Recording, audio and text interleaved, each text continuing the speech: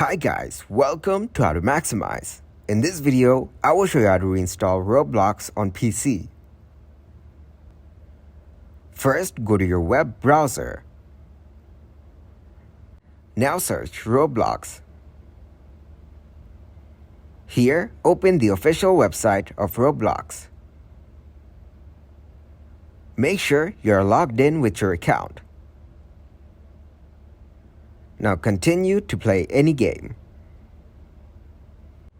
If it's not working, go back and try playing any other game. Now click on this play button. Here select download and install Roblox.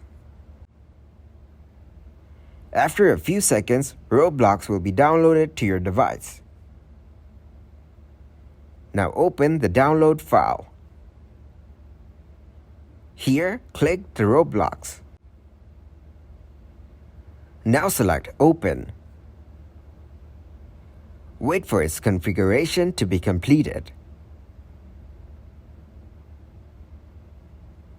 Once it is done, you see that Roblox is successfully installed. Now click to open its application. Thanks for watching and please leave a like, subscribe and share.